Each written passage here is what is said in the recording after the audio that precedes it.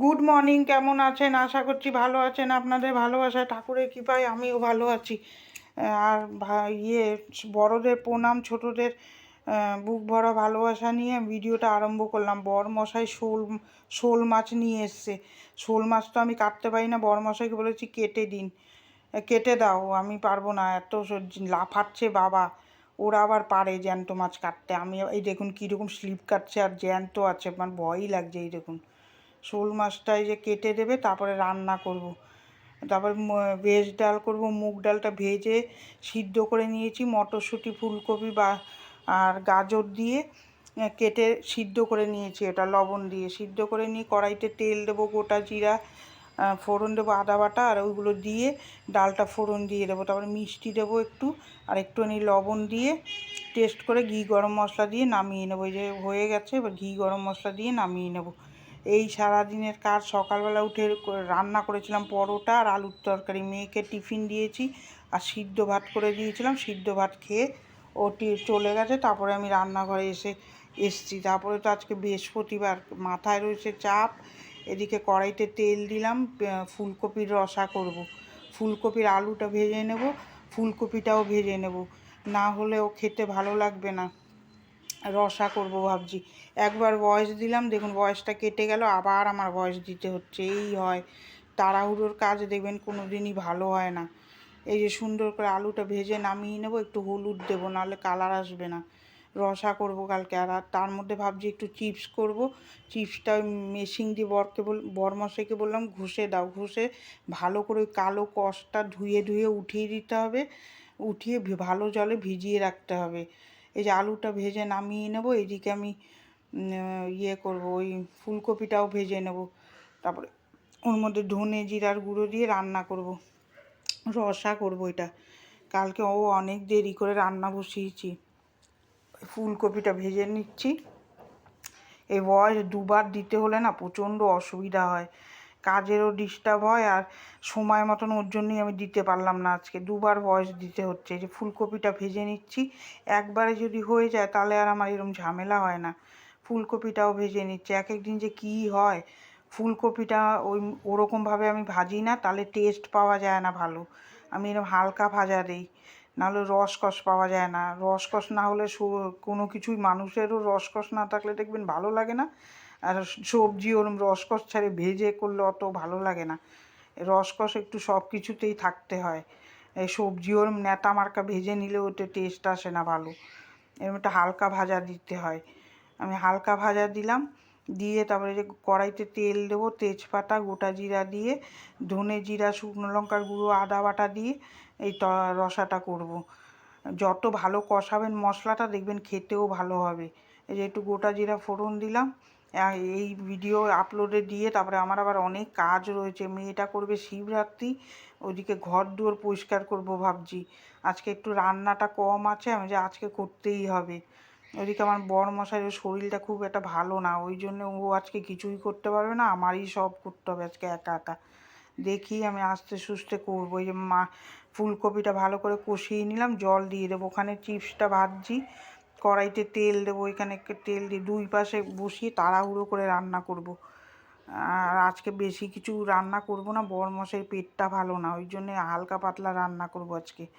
এই যে কড়াইতে তেল দিলাম, এই দেখুন এই যে এরকমভাবে কেটে নিতে হবে মেশিন দিয়ে। এই যে ঘষে কাটে কীরকমভাবে একদিন আপনাদের সাথে শেয়ার করব। এই সুন্দর করে চিপসটা ভেজে নেবো, আর অল্প অল্প করে দিয়ে ভাজতে হবে। এর মধ্যে বাদাম, কারি পাতা দিয়ে যদি ভাজা যায় তাহলে দেখবেন আরও টেস্ট বাড়ে।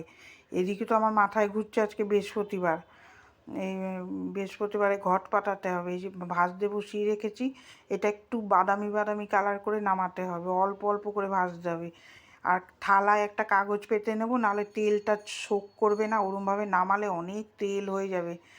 ওই জন্য ওরকম অল্প তেল দিয়ে ভাজবো। ভেজে ওই বাটিটার মধ্যে একটু তেল ছিল, দিয়ে দিলাম। তেলের যা দাম এখন, তেল নষ্ট করতে ভীষণ খারাপ লাগে।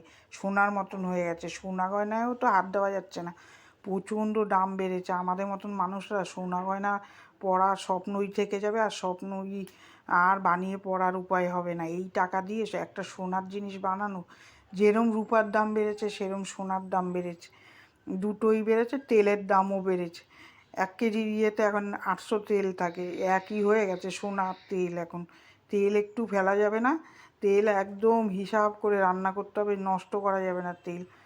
শোল মাছটা ওদিকে কেটে দিয়েছে, হলুদ লবণ লাগিয়ে নেবো। ওইদিকে ফুলকপি হলে শোল মাছটা করব, ফুলকপি দিয়েই করব, কোনো মশলা অ্যাড করব না। কেন ওই সব মাছ না হালকা খেতে হয়, জ্যান্ত মাছ, কোনো সময় রিচ করতে নেই, ওগুলো ভালো লাগবে না। না হলে একটু আস্তে আস্তে গন্ধ করবে, না হলে আস্তানি গন্ধ করে জ্যান্ত মাছে, কিন্তু জ্যান্ত মাছে কিন্তু উপকার সবজি দিয়ে খাওয়া। এই চিপস ভাজতে অনেক তেল লাগে, অল্প তেলে বাবা হয়ই না, ওরকম হবেই না, তাহলে মুচমুচে হবে না, নেতানোটা নেতানো হবে। বেশি করে তেল দিয়ে অল্প অল্প করে ভাজতে হয়, তেলটা ভালো করে গরম করে নিতে হয়, তাহলে দেখবেন খেতেও খুব সুন্দর হয়। যে ভাজবো, আর এদিকে আমার চিন্তা রয়েছে, ওদিকে বৃহস্পতিবার ঘর ঝাড় দিতে হবে, ঘর মুছতে হবে, ওই চিন্তা মাথায় ঘুরছে, কিন্তু প্রচণ্ড টেনশন কাজ করে। যে হলুদ লবণ লাগিয়ে নিচ্ছি মাছে, আমার রান্না দেরি করে বসালে না প্রচণ্ড দেরি হয়ে যায়। আজকে তো বড়মশাই কিছু করবেই না, আমারই করতে হবে, বিছনা টিছনা সব পড়ে রয়েছে, কাচবো ভাবলাম, আজকে ঝেড়ে রাখবো, কাঁচাটা কালকে কাচবো। রোববারে তো আবার শিবরাত্রি, মেয়েটা আবার শিবরাত্রি করবে, নোংরা ফোংরা ঘরে আমার আবার ওই পুজো পুজো দিতে ভাল লাগে না। ঘর দূর না গুছালেও পুজো দেবো বাবা, ওর মধ্যে ছোঁয়া চানা লাগে নাকি। আমি ওই ঝেড়ে রাখবো, আছে ঘর দূর ঝেড়ে ঝুড়ে পরিষ্কার করব, কালকে দেখি কেচে ফেলবো। আজকে হবে না দুটোই ভেবেছিলাম, কিন্তু হলো না। এদিকে আবার আমার রান্নাও করতে হবে, রান্না এখনও বসাইনি, এই ভয়েস ভিডিওর কাজটা করে গিয়ে তারপরে আমি রান্না বসাবো। কী জানি আমার বড়মশাইকে আবার দেখাচ্ছি ওখান থেকে, মনে নেই কী জানি দেখাচ্ছি, এখন ভুলে যাই চট করে সব কিছুই। এই সুন্দর করে আলুটা ভেজে নেবো, কপিটা নামিয়ে নেবো, তারপরে ওখানে শোল মাছ ভাজতে বসাবো। ওইদিকে আবার বালিশ রোদে দিয়ে রেখেছে, ওগুলো তুলতে হবে। এই সময় দেবেন মাথায় খালি কাজের টেনশনই ঘুরতে থাকে। এই যে সুন্দর করে ভেজে নিলাম, ভেজে নামিয়ে নেব, ওই নামিয়ে দেবো সুন্দর করে। আর আমাদের ফ্ল্যাটে তো আবার ওই সিসি ক্যামেরা বসাচ্ছে, ওইটা আবার আরেক ঝামেলা, উপরে আওয়াজ হচ্ছে, টকর টকর করে, ভয়েস ওভারও দেওয়া যাচ্ছে না ঠিক করে। এই যে এবার তেল দিয়ে দিলাম, তেল দিয়ে মাছটা ভেজে নেবো। এই ভাজা মাছের তেলে আমি কোনো দিন মাছের ঝোল বসাই না, ওইটা টেস্ট হবে না। আমি টাটকা তেল দিয়ে মাছের ঝোলটা করি, এই তেলটা আলাদা করে রেখে দিই, আবার মাছ ভাজি ওইটায়, তাও বেশি দিন না, 2 দিন করে ভেজে ফেলে দিই তেলটা। এইটা হলুদ লবণ মাখানো থাকে তো মাছে, ওইটা মাছের ঝোল বসালে টিটকুটে ভাব চলে আসে, দেখবেন লবণ পোড়া পোড়া লাগে। এই যে এখানে মাথাটা ভেজে নেব, এই যে দেখুন কি সুন্দর হয়েছে, কীরকম হয়েছে কমেন্ট করে জানাবেন। আপনারা তো কমেন্ট করেন না, ভালো হলেও কমেন্ট করবেন, খারাপ হলেও কমেন্ট করবেন। এই যে কীরকম হয়েছে চিপসগুলো আপনারা কমেন্ট করে জানাবেন, কিন্তু আমি কমেন্টের আশায় বসে থাকবো, আপনারা কমেন্ট করলে তাহলে বুঝবো ভালো হয়েছে। এই যে সুন্দর করে নামিয়ে নিলাম। আর সাবস্ক্রাইবার তো হচ্ছেই না, এখন সাবস্ক্রাইবার বাড়ছেই না, কী জানি ওখানে গিয়েই আটকেই রয়েছে। আপনাদের কি ভালো লাগছে না, না কি বুঝতে পারছি না আমি, আপনারা কমেন্ট করলে তো আমি বুঝতে পারবো।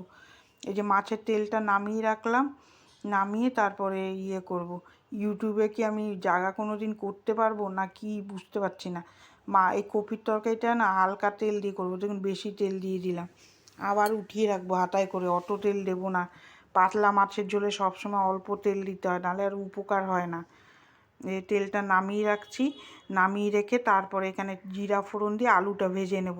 একবার ভয়েস দেওয়ার পরে আবার দেখুন আমার ভয়েস দিতে হচ্ছে, কালকে একবারে হয়ে গেছিলো, এই এক ঝামেলা হয় ভিডিও ভয়েস দিতে। ইয়েটা এডিটটা করে রেখেছিলাম, ভয়েসটা দিতেই অনেক সময় লেগে যায়, আর এই আটকে চলে গেলে আবার কোথার থেকে যে কি বলবো সেটা মনে থাকে না। এই যে শোল মাছটা ভেজে নিয়েছি, আর তারপরে এই শোল মাছটা করলেই হয়ে যাবে। তারপরে বড় ঘরে চলে যাব, বড় ঘরে গিয়ে বালিশগুলো নামিয়ে নেব, রোদ্দুর চলে গেছে, কেন ঘাড় ব্যথা করছে, আমি ওই জন্য বলে কি এই বালিশগুলো একটু রোদ্রে দেই। তারপরে এই যেখানে মাছের ঝোলটা হয়ে গেছে, কাঁচা লঙ্কা দিয়ে করেছি, কোনো মশলা টশলা দেইনি, একটু আদা বাটা দিয়েছি খালি, দিয়ে মাছটা দিয়ে নামিয়ে নেব। চিপস ভাজাও হয়ে গেছে, এবার গরম জল বসাবো, কটা জামা কাপড় ভিজাবো, গামছা টামছা গরম জলে না দিলে না ভালো তেল ছাড়ে না। শীতকাল গেছে না, তেল মাখা হয়, ক্রিম টিরিম মাখা হয়, পুরো তেল কাজটা হয়ে যায়। নুন লবণ হয়েছে নাকি দেখলাম, হয়েছে, আর দেইনি, লবণ একটু কম দেওয়াই ভালো, ভাত লাগলে পরে দিয়ে খাওয়া যায়, লবণ যদি বেশি হয়ে যায় ও আর পরে আর কিছু দিয়েই মেকআপ করা যায় না। এই যে ওর মধ্যে ময়লার ডাস্টবিনগুলো ঠিক করে নিয়ে হাতটা ধুয়ে নিলাম, ধুয়ে এবার মাছের ঝোলটা নামিয়ে নেব। আমি দাঁড়িয়ে থাকি না, একটার পরে একটা করতেই থাকি।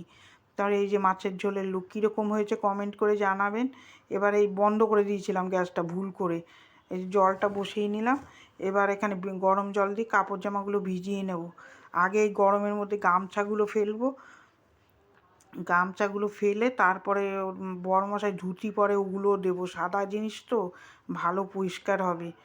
এইগুলো কেচে কুচে দিয়ে তারপর আমি যাব ঘর, বরমশাই কাচবে, আমি কাচার আর সময় পাবো না, আমার ঠাকুর দিতে হবে, ওই নালে আমিই কাচতাম।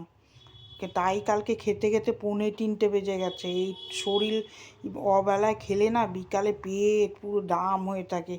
এই যে বাসনগুলো মেজে নেব, কড়াইটা ভালো করে ঘষতে বসবো না, ঘষলে প্রচণ্ড দেরি হয়ে যাবে।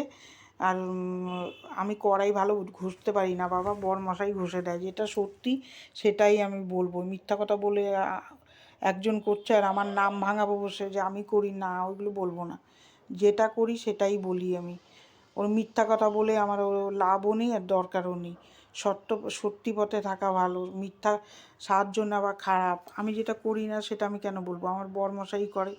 মিথ্যা কথা বলে লাভ কী? আমার মিথ্যা কথা বলার স্বভাব খুব কম বাবা, আর আমি দেখতেও পারি না মিথ্যা কথা বলা, আমার প্রচণ্ড গা জ্বলে। যেটা করি সেটাই বলবো, মিথ্যা কথা বলে আমার ভিউ কামানোর দরকার নেই। আর আমি যেটা করি সেটাই আপনাদের সাথে দেখাই, তাহলে তো আমি বলতে পারি সবজি টবজি আমি কেটে নিয়েছি সব কিছু, কিন্তু না, ওই সব করে আমি উঠতে চাই না, মিথ্যা সাহায্য নিয়ে আমি যেটুকুনি করব সত্যির সাহায্য নিয়ে করব। তাইতে হলে হবে, না হলে না হবে, সেটা আমার কপালের ব্যাপার। এই যে সুন্দর করে ঘরটা ঝাড় দিয়ে নিলাম, ঝাড় দিয়ে পরিষ্কার করে নেব, পরিষ্কার করে নেবো। ঘর মোছাটা আর আপনাদের সাথে শেয়ার করতে পারবো না, তাহলে অনেক দেরি হয়ে যাবে। যারা ভিডিও করেন তারা তো জানেন যে ওই স্ট্যান্ড লাগিয়ে কাজ করতে অনেক বেলা হয়ে যায়। খেতে খেতে আমার 2:45 সময় পুজো দিয়েই উঠেছি, খেতে খেতে সেই অনেক বেজে গেছে। এই যে এবার চান করে চলে আসলাম, পুজো দেব। পুজো সব পরিষ্কার করে নিয়েছি, কাপড় টাপড়গুলো তুলে নিয়েছি, আজকে ধুয়ে দেবো। ধুয়ে শিবরাত্রির দিন আরও পরিষ্কার করে ওই আসনে পাতাবো। এই যে সুন্দর করে, আমরা তো বৃহস্পতিবারে আমি ধুনো দিয়েই পুজো দিই, আর এমনি আমার রাত্রিবেলা ধুনো দেওয়াই হয় সন্ধ্যার সময়। ধুনো দিলে দেখবেন ঘরে একটা কী সুন্দর সুগন্ধ হয়, ভালো লাগে, পজিটিভ এনার্জি লাগে, আর নেগেটিভ এনার্জিটা বেরিয়ে যায়, ভালো লাগে ধুনো দিলে। আমার শ্বশুরমশাই বলতো ধুনো দেবে কোনো খারাপ জিনিস থাকবে না। তাহলে এই যে শঙ্খ বাজিয়ে নিলাম, ভিডিওটা এখানেই শেষ করে দেবো।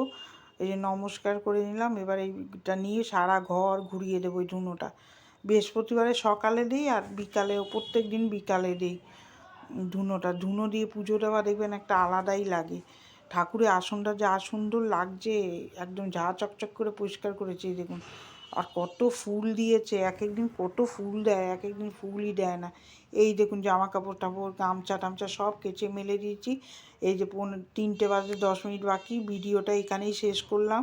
ভিডিওটা কার কার ভালো লাগছে একটা লাইক দেবেন, সাবস্ক্রাইব করে আমার পাশে থাকবেন, ভালো থাকবেন, সুস্থ থাকবেন। আগামীকাল একটা ভিডিও নিয়ে দেখা হচ্ছে, টাটা।